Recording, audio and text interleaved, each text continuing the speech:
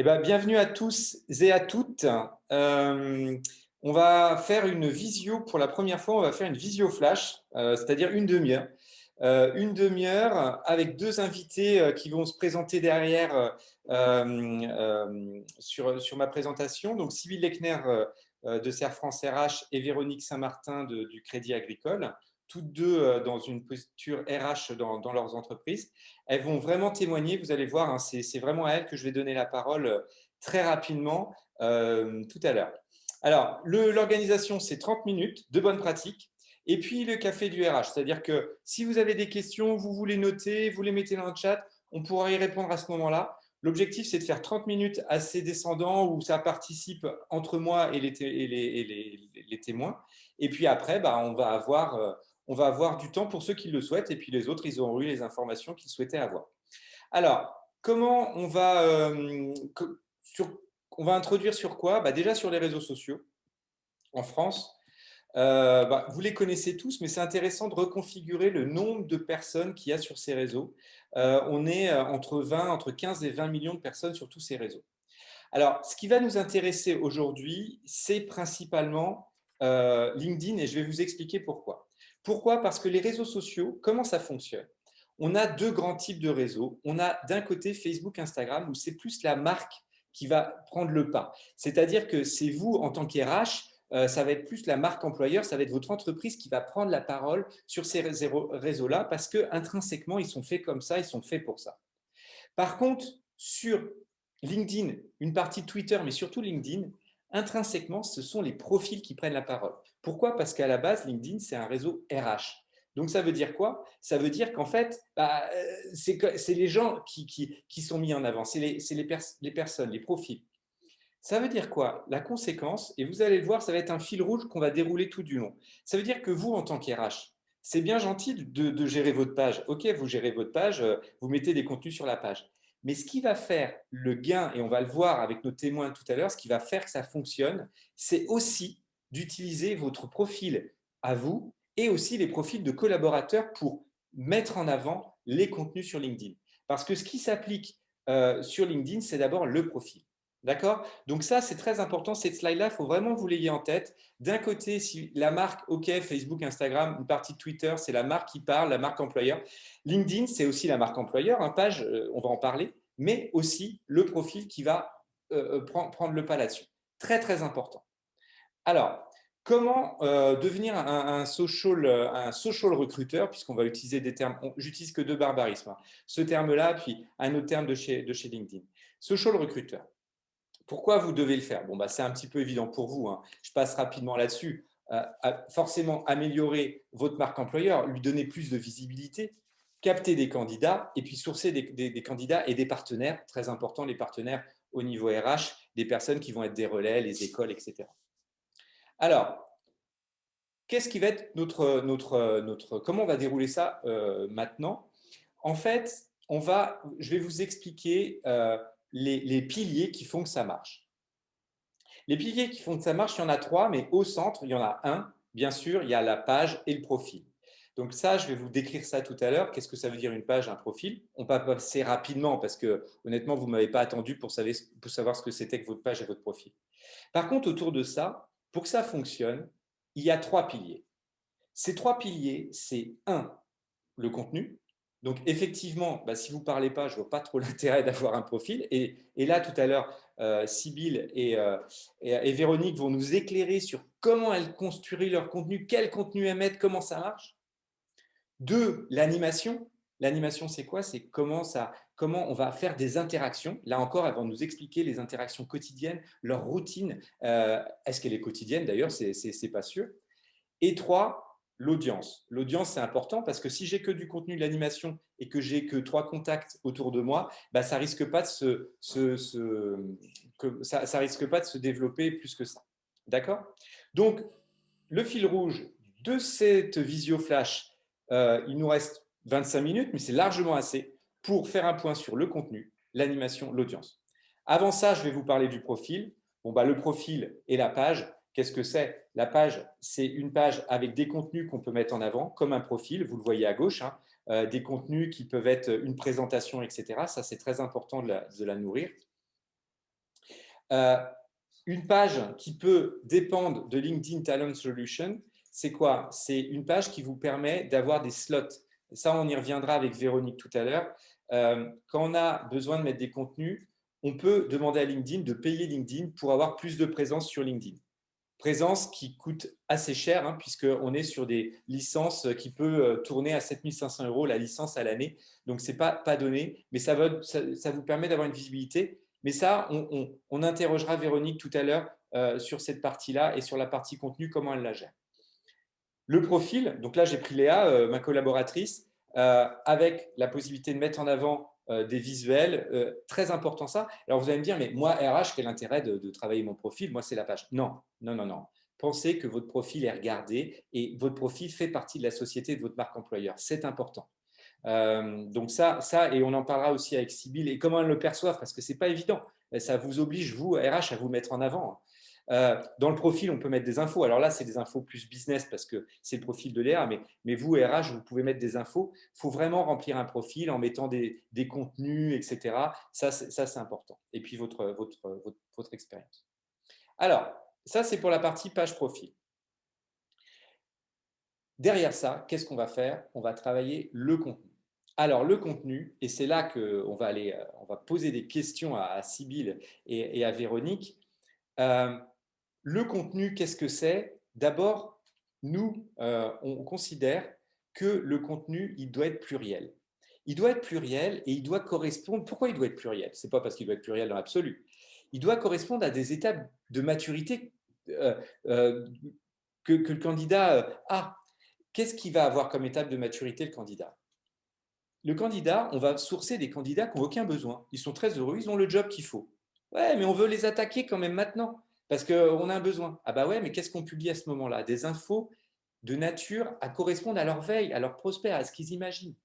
On va voir comment Sybille et Véronique réagissent là-dessus. On va peut-être mettre des contenus qui préoccupent sur des candidats qui sont un peu plus préoccupés, qui sont conscients de quelque chose qui ne va pas, ils ressentent un manque dans leur boulot et puis ils voudraient avoir des infos là-dessus. Des personnes qui veulent s'engager, là ils ont compris qu'ils veulent changer maintenant, mais ils voudraient comparer des pistes d'action, est-ce qu'il faut que je me forme, comment il faut que je me forme. Et puis à la fin, par contre, des contenus qui sont attractifs, enfin, quelqu'un qui cherche à choisir le meilleur employeur, bah là, effectivement, il faut faire des contenus avec vos fameuses annonces, là où vous allez vraiment parler de vous.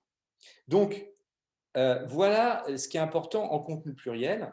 Et justement, là, moi, les questions que j'ai envie de poser, je vais commencer par exemple par Sybille.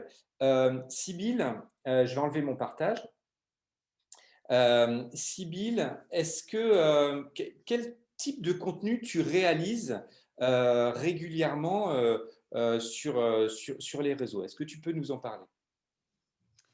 Oui, bonjour à tous. Alors dans les contenus, ils sont assez variés parce que c'est vrai qu'il y a tout un travail de fond qui est fait avec l'équipe de com, ça c'est important, on travaille en équipe, sur la page de Serre France et puis la page personnelle.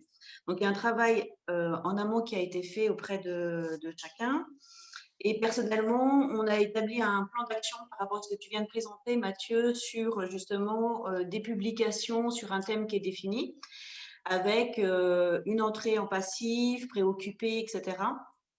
sur les 4 critères. Et dans les contenus, eh bien, on va choisir un thème qui peut être par exemple le télétravail, qui peut être la formation, qui peut être la montée en compétences, la relation client, et qui est en cohérence avec notre marque employeur. Et puis ensuite, on le décline sur ces 4 étapes, passif, préoccupé, engagé et actif, sur eh bien, un programme, par exemple, chaque mois. Donc, on fait ça depuis le mois de juin, et ce qui permet en effet d'avoir aussi bien des posts sur des éléments de fond, hein, sur du fond. Alors, c'est vrai que très souvent sur le domaine RH me concernant, contrairement à la page Serre France qui va être beaucoup plus large et variée. Donc, moi, je vais être essentiellement sur la partie RH. Donc, comme je le disais, là, sur différents thèmes. Donc, ça peut être des ouvertures de manière générale. Ça peut être parfois à chercher le débat, la réactivité auprès de chacun. Et voilà ce que je peux dire sur les publications. Super. Et toi, Véronique, sur les contenus, peut-être que est-ce que vous abordez un peu la marque employeur du Crédit Agricole? Comment tu fais vivre les contenus sur RH? Oui. Alors bonjour à tous. Alors on diffuse beaucoup de choses de marque employeur en fait sur la page entreprise qui sont plutôt à tout ce qui est propre au Crédit Agricole sur la proximité client, le territoire. Donc ça c'est important pour nous. Après on va aussi déployer des choses qui sont plus ciblées connaître un peu nos métiers, parce qu'on a différents métiers et on a des métiers de conseiller junior, mais on a aussi des conseillers d'expertise. Et donc, on essaie de diffuser des interviews métiers régulièrement sous forme d'articles ou de vidéos. Ensuite, ce qu'on essaie de mettre en avant aussi, c'est tout le parcours d'évolution qu'un collaborateur peut avoir dans l'entreprise, donner envie à des candidats de s'intégrer dedans.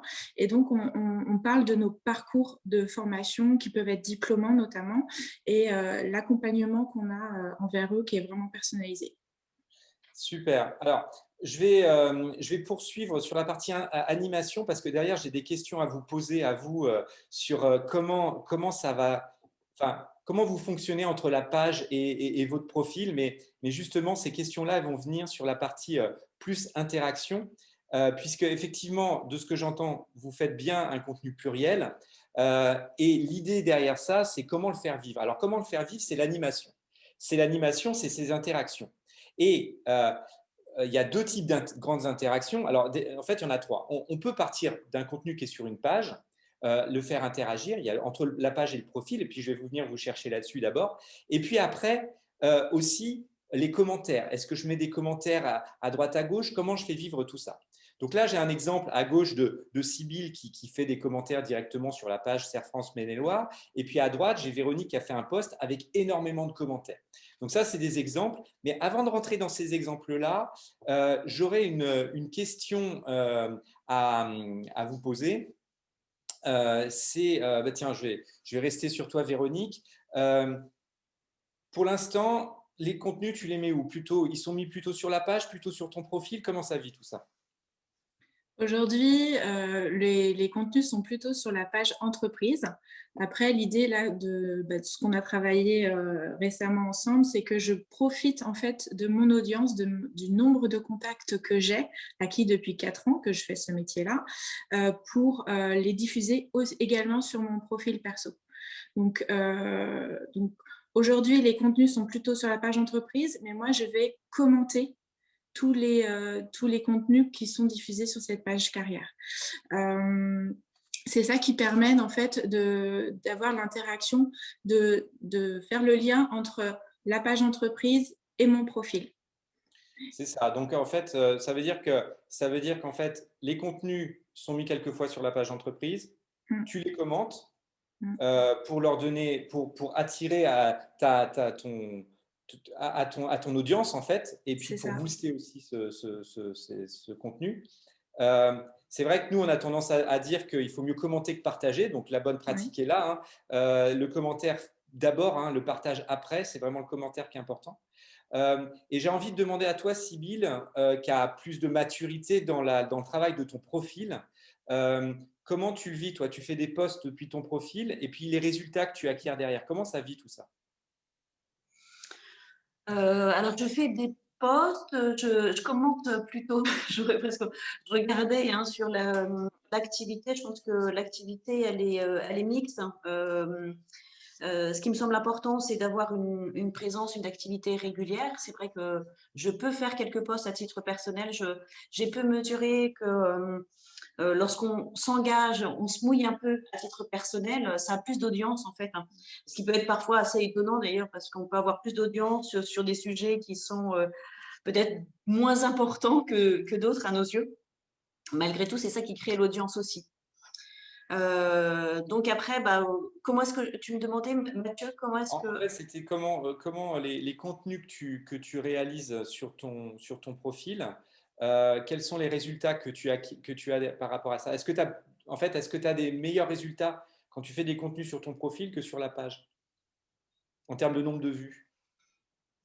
En nombre de vues, ça dépend des posts, hein. C'est difficile à dire en fait, hein. Ça dépend, ça dépend parfois du moment, ça dépend du sujet.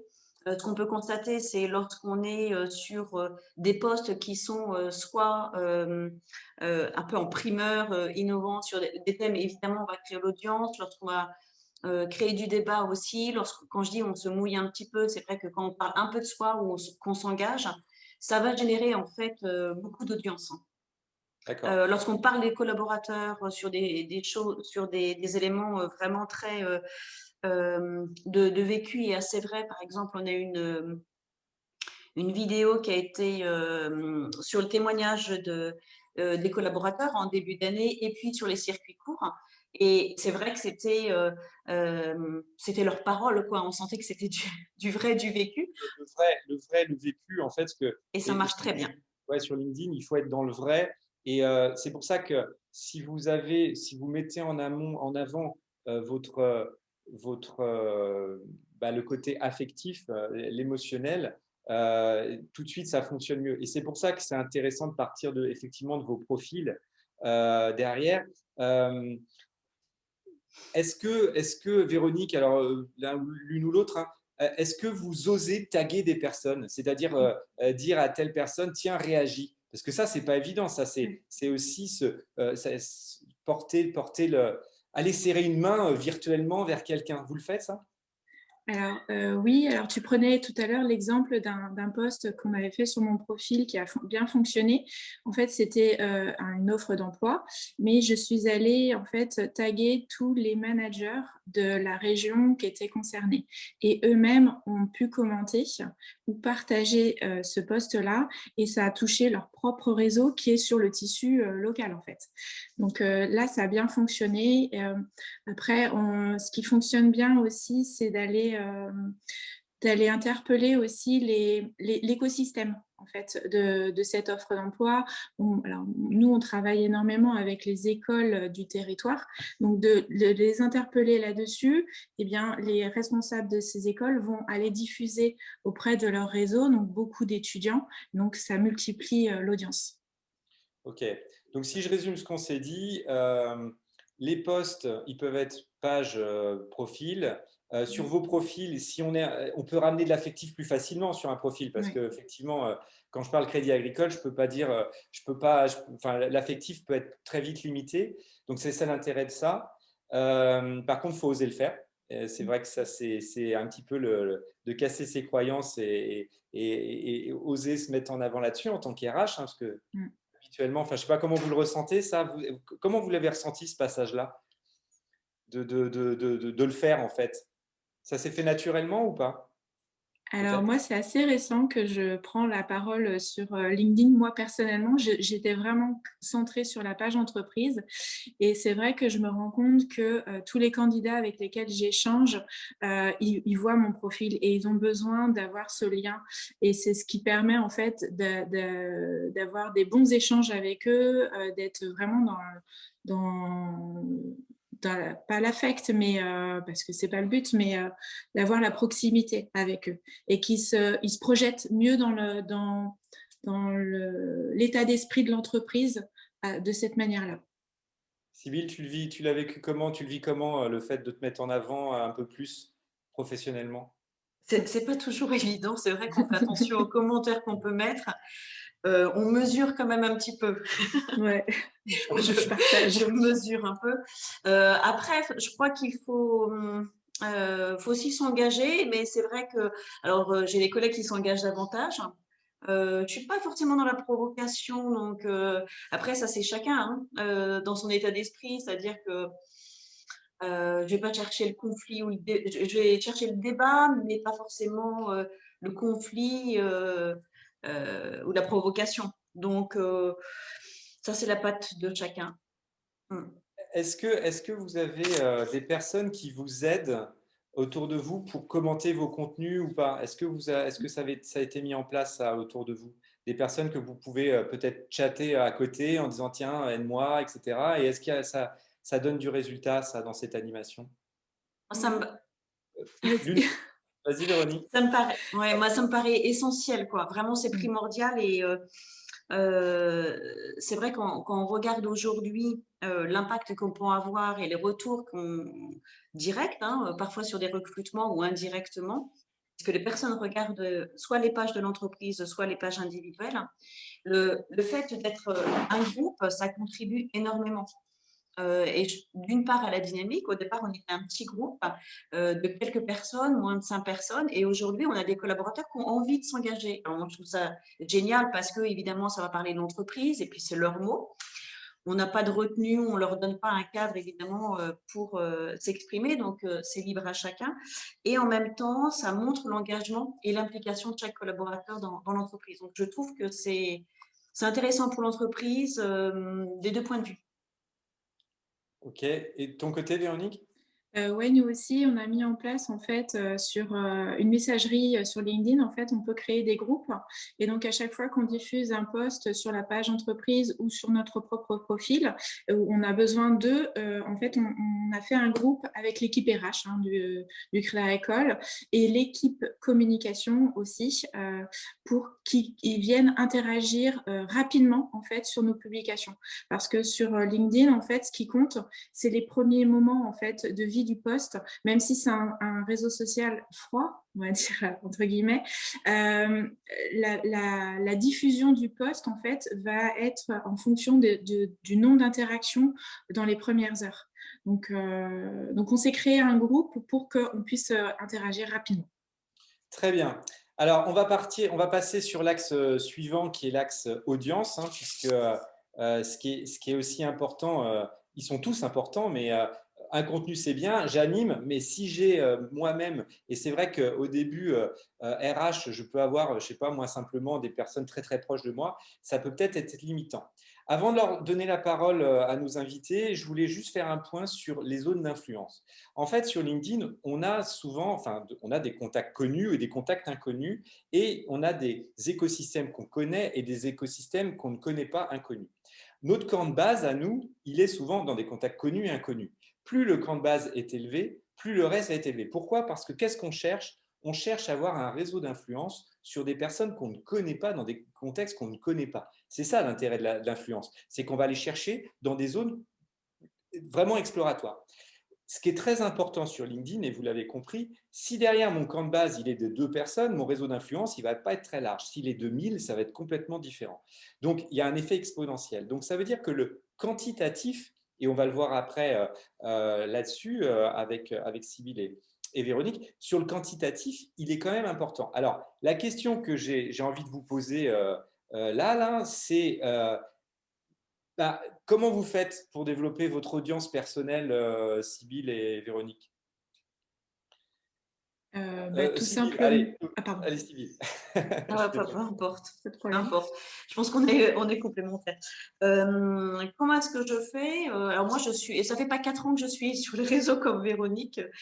C'est bien plus récent, hein, donc j'allais dire j'en suis un peu au démarrage quand même de tout ça, puisque c'est à moins d'1 an. Comment est-ce que je fais? C'est vrai que je recherche essentiellement à avoir dans mon réseau des personnes qualifiées par rapport à la multitude des métiers qu'on a dans l'entreprise. Donc, ça va être de la recherche, hein, évidemment, pour du développement de réseau. Donc, ça, c'est du quotidien. J'allais dire, c'est très régulièrement, hein. Le meilleur usage, c'est très régulièrement parce qu'on est limité aujourd'hui. Moi, j'ai pas de, je suis sur une utilisation gratuite du réseau, ce qui fait que j'ai des limites aussi. Mais malgré tout, le fait de le venir régulièrement permet de développer le réseau sur des profils qualifiés. Souvent en relation avec aussi les recherches. Par exemple, si on recherche un juriste en droit des affaires spécialisé en droit rural, eh bien, je vais aller travailler sur tous les juristes en droit rural au niveau français, de notre Donc, Sybille, réseau. Oui, je me permets de te couper, ça pardon. veut dire que tu vas travailler, tu vas les chercher et tu vas faire des demandes Tout à pour fait. qu'ils se connectent à toi. Oui. Et est-ce que tu connais ton taux de transformation à peu près entre le nombre de demandes que tu fais et le nombre de retours que tu as? Si tu ne le connais pas, moi je le connais parce que d'expérience, Eh ben, c'est bien. Moi, je ne le connais pas, non. la Je question, vais elle est répondue. chercher. En fait, le taux de transformation, il est de 30 à 60%.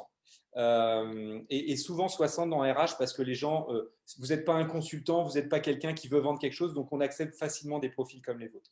Donc ça veut dire que si vous faites 100 demandes à des profils intéressants, hein, ou à des partenaires, etc., vous avez grande chance d'avoir au moins 60 personnes qui vous acceptent dans vos contacts personnels.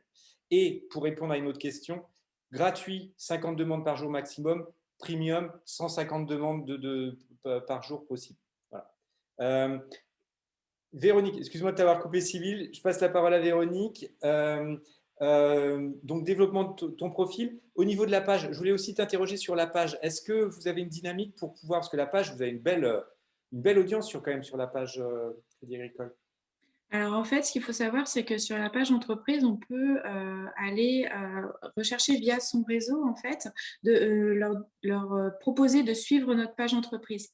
Donc on peut faire ça. Alors moi, systématiquement maintenant, avec les candidats avec qui je communique, soit par LinkedIn, soit par téléphone, je les invite à suivre mon profil et les inviter ensuite à suivre la page entreprise. Alors, c'est là que c'est intéressant ce que tu dis, c'est que là, il y a une vraie corrélation entre son profil, c'est-à-dire que si j'ai deux contacts dans mon profil, je vais être limité pour augmenter ma page derrière, parce que je vais pouvoir demander qu'à 2 personnes de suivre la page.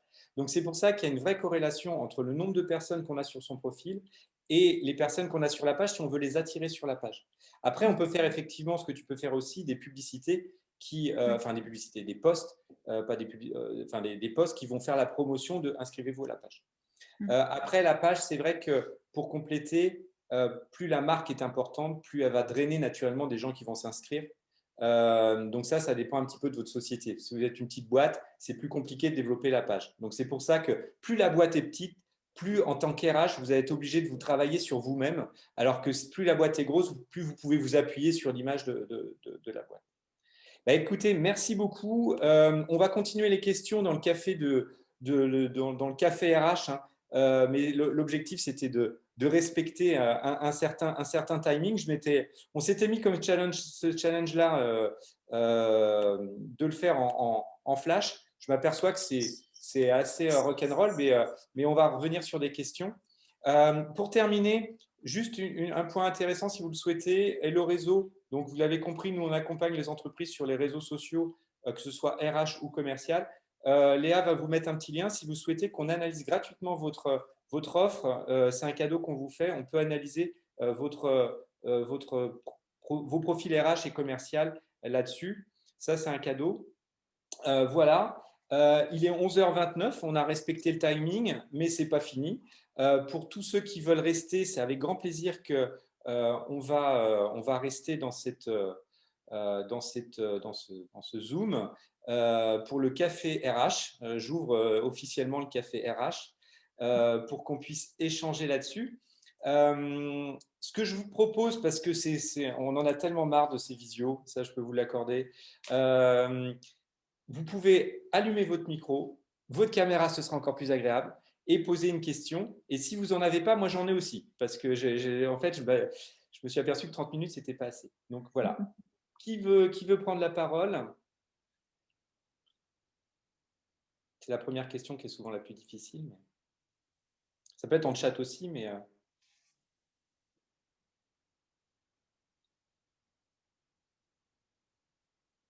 Pas de questions? Alors moi, je vais en avoir. Peut-être qu'il y en a qui ont du mal à mettre un micro. Si? Non. Bah écoutez, vous mettez en chat les questions. Moi, j'en ai une. J'ai une question, Véronique, sur des chiffres clés. Quel chiffre, est-ce que tu as des chiffres là depuis je sais que tu avais mis de côté des chiffres clés. Est-ce que tu pourrais nous en donner? Oui, alors LinkedIn, en fait, pour nous aujourd'hui, c'est vraiment un levier de recrutement. On n'en a pas parlé précédemment, mais en fait, on diffuse vraiment nos offres d'emploi. On a une solution qui est payante, hein. Donc, on diffuse 5 offres d'emploi de manière permanente sur LinkedIn. Et aujourd'hui, en fait, c'est un quart de nos candidatures Et on était à peu près à 8% de nos recrutements.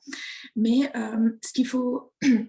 Pardon. Ce que j'ai vu de la part de LinkedIn, LinkedIn travaille avec nous et nous analyse en fait notre audience tous les ans. Ils nous font un reporting.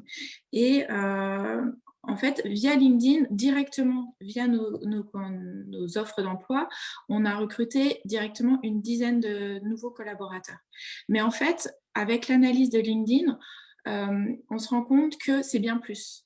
Parce qu'ils font un état des lieux des profils des candidats qui sont allés voir la page carrière et qui potentiellement ont été voir les offres d'emploi. Donc déjà, entre les personnes qui sont allées voir la page carrière et qui ont finalement postulé, c'est 25%. Donc, c'est déjà une bonne audience. Et les personnes, en fait, qui travaillaient dans une autre entreprise auparavant et qui maintenant sont affiliées au Crédit Agricole de l'Anjou et du Maine, finalement, c'est 170 personnes.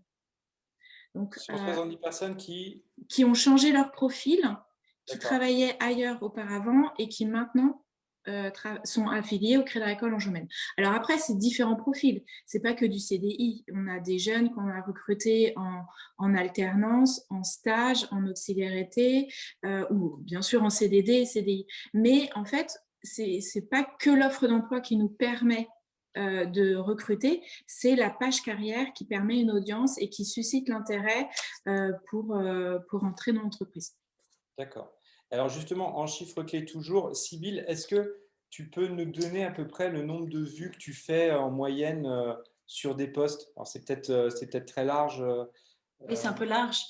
Parfois, j'en fais 600, parfois, j'en fais 3000. Oh, je dirais peut-être 1200 à 1500. Alors, j'ai 3000 abonnés, hein, c'est très… Ouais, donc Je suis ça à veut un dire… petit niveau. Non, mais c'est petit niveau, enfin, voilà.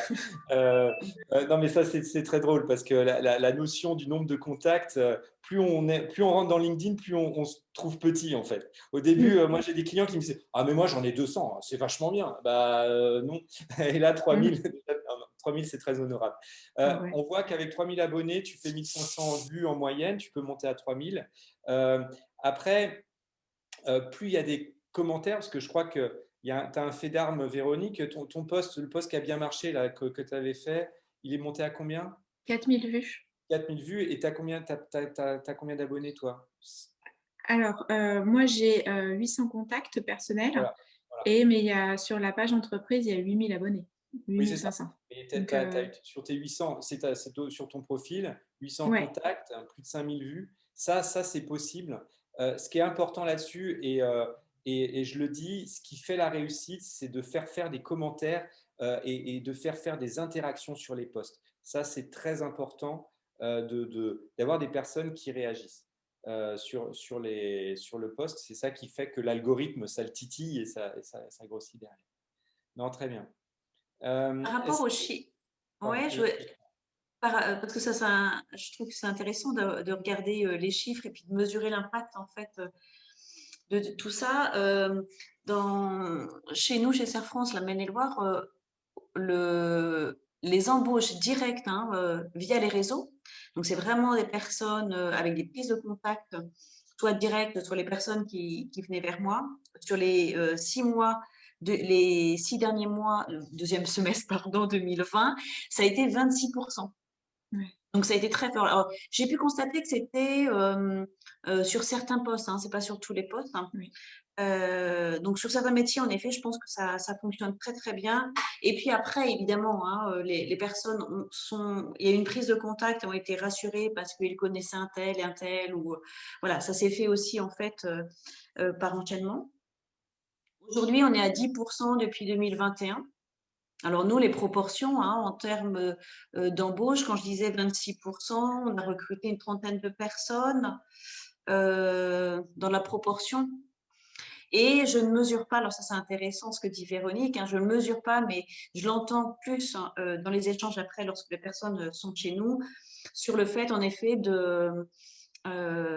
d'avoir répondu via un autre support que LinkedIn. Par contre, ils sont allés voir la page, ils sont allés voir les vidéos, ils ont pris contact et c'est là où ils ont commencé à mesurer et je pense qu'ils ont vraiment mesuré la marque employeur à ce moment-là. Voilà, donc c'est pas en direct, c'est indirect, mais ça influe leurs décisions.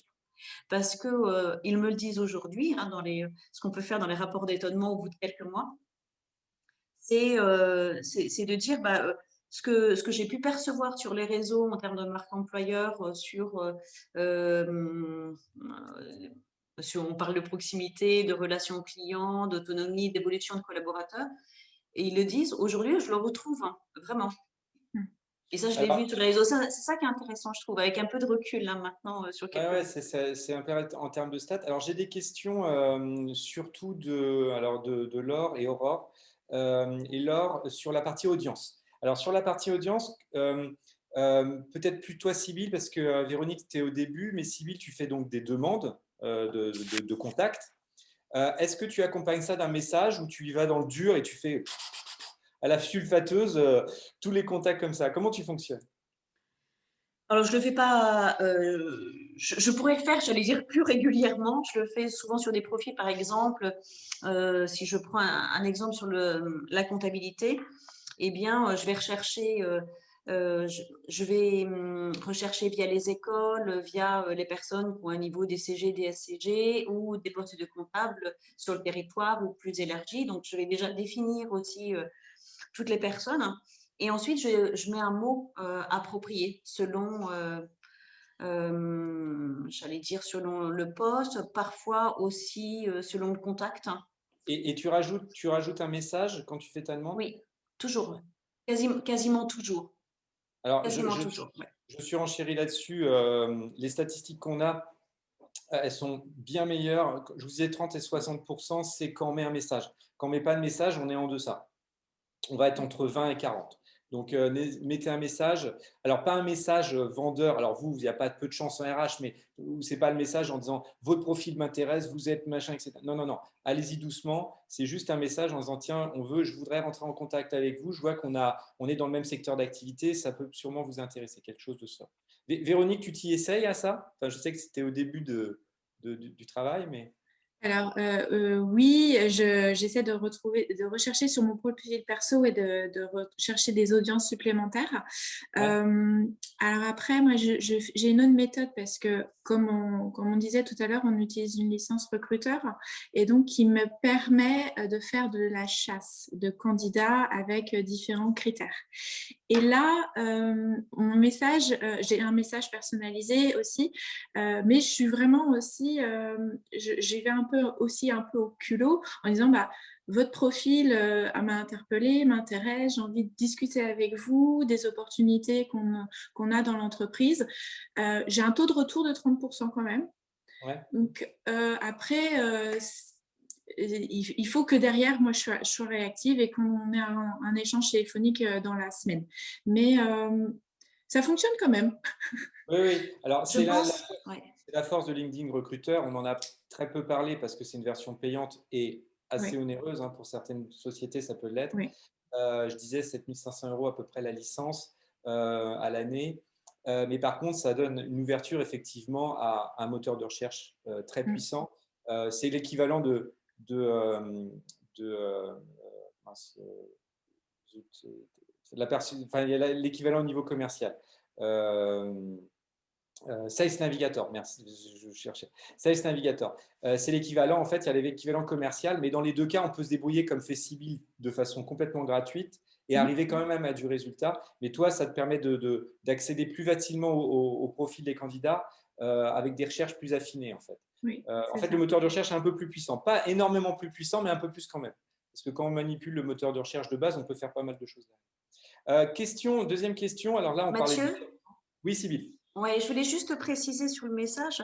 En effet, je vais mettre un message personnel. Et ce que je fais aussi, je mets un lien parce que alors c'est très réduit le message du coup en gratuit, donc il faut être très très synthétique.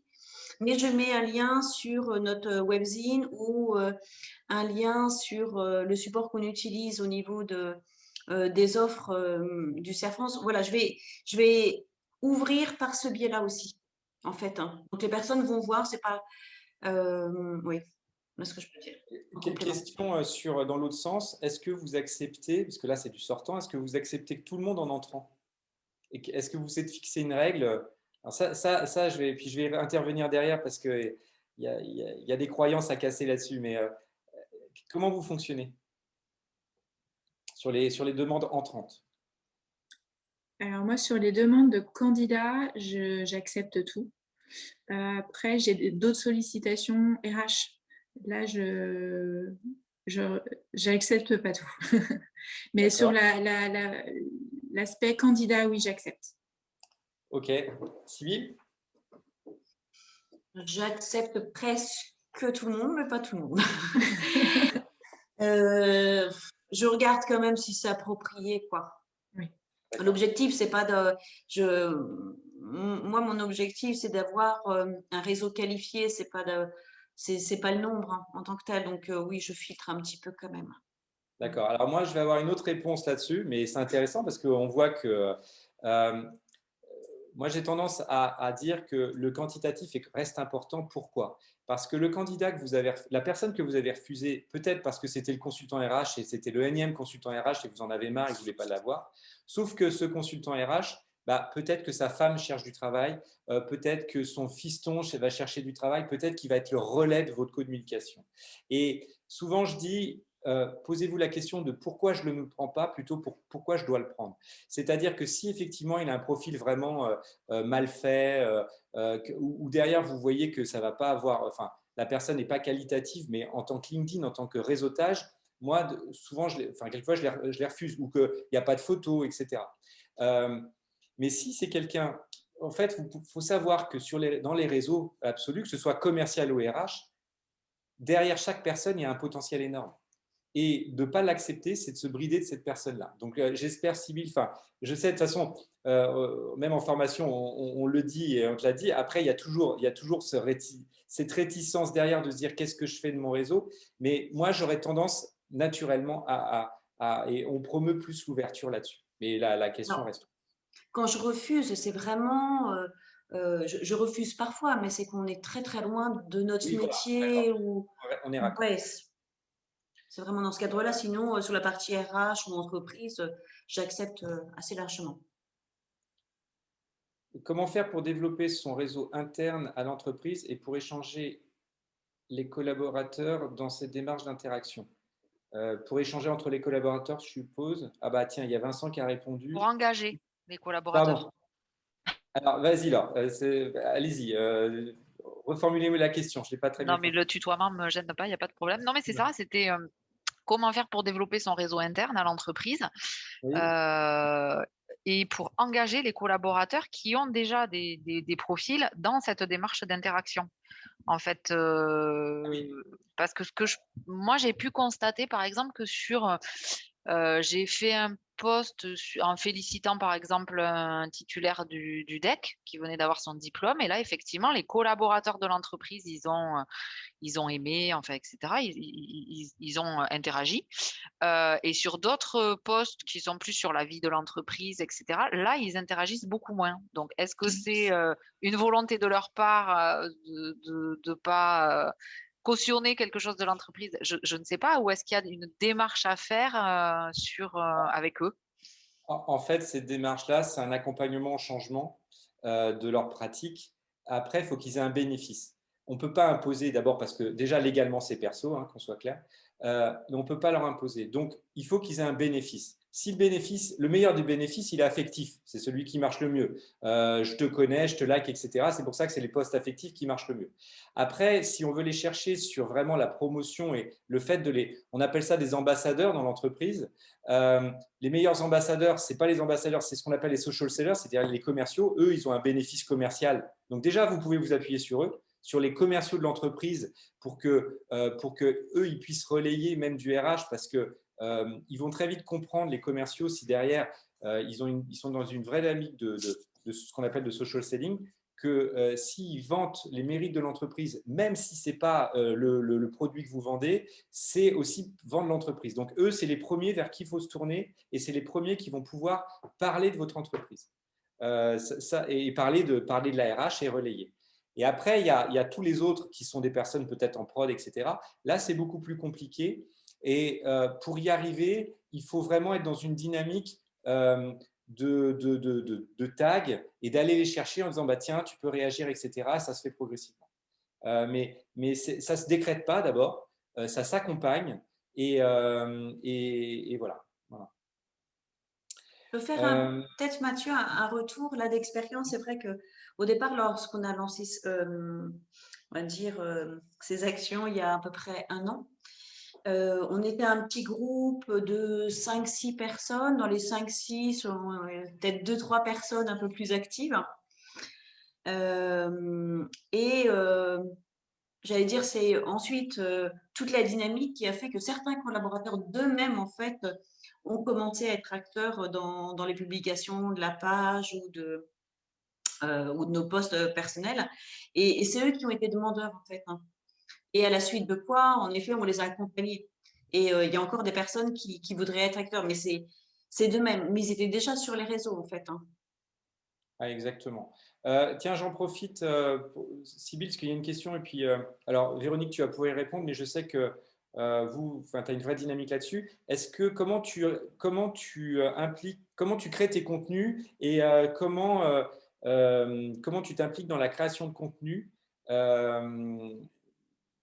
au niveau, enfin, la mécanique? Parce que j'ai une question de Ludivine qui me met, les avez-vous déjà impliqués dans la création de contenu? Donc, soit toi, soit d'autres collaborateurs dans la création. Comment vous fonctionnez en création de contenu pour que ça puisse être mis en place? Comme ça que je comprends la question de Ludivine. Sinon, il ne faut pas hésiter à prendre la parole. Sybille. C'est pour moi? Pardon.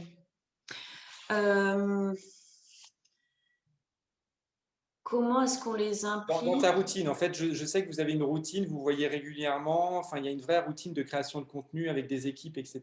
Exactement. Alors, il y a comme je disais tout à l'heure au début, il y a une routine de création de contenu avec le groupe communication sur la page et sur la partie plus RH, mais c'est plus me concerne. On croit que c'est les deux. En fait, il y a deux thèmes. Après, par rapport aux collaborateurs, ils contribuent par eux-mêmes, en fait, hein, sur l'actualité, il y a un travail qui est fait par les chargés de com pour pouvoir aller rechercher de l'information, en fait, et puis ensuite, nous, on crée nos posts, hein.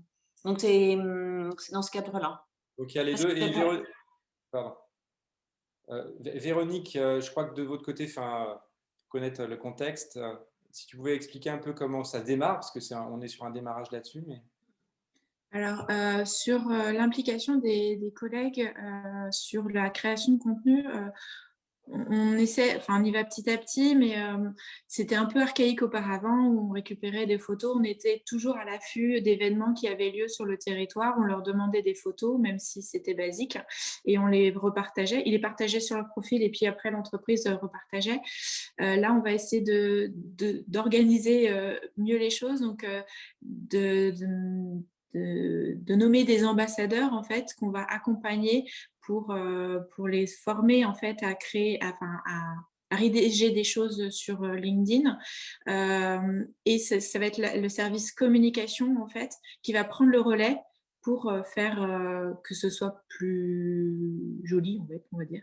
Et vraiment, ouais, on fait ça. Après, à chaque fois qu'on visualise qu'un collaborateur a fait partager quelque chose sur LinkedIn, là, le service com interagit directement sur son post déjà pour bien identifier l'entreprise, pour apporter une valeur ajoutée à son post. Et puis, c'est comme ça c'est avec ces échanges-là qu'on arrive à leur faire comprendre comment fonctionne LinkedIn finalement, à bien taguer les bonnes personnes, bien taguer les bonnes entreprises. Voilà. C'est un travail de longue haleine en fait. Il me semble, ouais, il y a un point qui me semble important par ce que tu viens de dire, Véronique, sur l'implication des collaborateurs. En fait, il y en a qui étaient déjà présents et qui publiaient des posts. Et le fait d'interagir sur les posts, c'est aussi les soutenir en fait dans leurs actions. Et je pense que et les taguer par voie moi j'ai pu les taguer ceux qui étaient déjà présents par exemple. Ou dès qu'ils mettent une publication assez régulièrement, j'essaye de mettre un commentaire. Alors, il y a Michel Besançon qui est très actif chez nous sur le Maine-et-Loire qui contribue largement. Mais je crois qu'en fait, tout ça les a amenés à vouloir s'impliquer davantage, hein. Ouais, tout C'est-à-dire à que fait. c'est pas que le partage de posts, c'est pas ça, c'est aussi lorsqu'ils publient, les soutenir par un j'aime, par un commentaire, et ça me paraît essentiel, ouais. Ce qui est très important, et nous on le vit en permanence, c'est que la problématique des réseaux sociaux, c'est d'abord l'énergie qu'il faut conserver. Il faut vraiment conserver, il faut qu'il y ait de l'énergie tout le temps et réattiser le feu. Et quand la direction est là pour montrer la voie, bah, ça aide d'autant plus, hein, clairement, là-dessus. Je pense à Michel, effectivement, qui est très moteur au niveau de Serre France Maine-et-Loire. Écoutez, merci. Sauf si vous aviez une dernière question. Mais a priori pas. Merci, merci Véronique, merci Sybille d'avoir participé à cette visio très enrichissante. Elle a été enregistrée, donc on va les découper et puis elle sera disponible. Hein, si derrière vous voulez, on va faire des posts. Donc si après vous voulez la transmettre à des collaborateurs ou d'autres personnes, n'hésitez pas. C'était très intéressant. Est-ce que vous avez un mot de la fin à me donner, Sybille et Véronique? J'ai pris Ouais, à bout de... On avait bien préparé les questions, mais pas le mot de la fin. Hein. Je n'allais pas préparer le mot de la fin. moi, je dis aujourd'hui que faut rester naturel en fait sur ce réseau social, parler comme tu disais vrai, donner des exemples, citer des collaborateurs parce que c'est ça qui permet que les candidats en fait se projettent en disant bah, tiens, lui il a eu telle évolution, bah moi je me projette à faire la même chose. Parler de la vie d'entreprise comme on l'entend en fait. C'est ce qui permet de diffuser nos valeurs. Voilà. Super, merci. Sybille? Eh bien, qu'est-ce que je dirais? Que ça me paraît essentiel aujourd'hui, en fait, euh, l'évolution, alors avec le contexte sanitaire, amène aussi beaucoup plus, je pense, les personnes à s'orienter vers les réseaux, qui aujourd'hui me paraissent, j'allais dire, fondamentales, hein, sur la partie RH, mais pas que, aussi par rapport à l'entreprise. Et aujourd'hui, pour moi, enfin, pour nous, c'est un moyen, évidemment, de parler de l'entreprise auprès de clients ou de potentiels clients, de candidats. Et aussi, c'est aussi un outil en termes de cohésion de groupe, hein. Je dirais, il y a ces trois axes-là qui me semblent fondamentaux. Et aujourd'hui, on a donné quelques chiffres, hein, qui sont quand même, à mon sens, assez conséquents. Quand on parle de 10, 25%, c'est pas rien au niveau du recrutement, et je pense que ça va largement se développer. Par contre, il faut professionnaliser la démarche. Je suis pas encore complètement professionnelle, mais je vais m'améliorer là-dessus. Bon, très bien. Merci, merci à vous tous et toutes, j'allais dire toutes, et je crois qu'il reste quelques hommes dans la salle. Et puis à une prochaine visio, on vous communiquera et le réseau une prochaine visio sur le social business model, qui est une innovation et le réseau qu'on est en train de développer. Et ça, vous verrez ça sur les réseaux. N'hésitez pas à me suivre ou à suivre le réseau. Et je vous souhaite une très bonne... ouais, je vais dire un très bon confinement, non, une très bonne journée. Parce que vivement qu'on en sorte. Allez, merci à vous. Merci. À bientôt. Au revoir.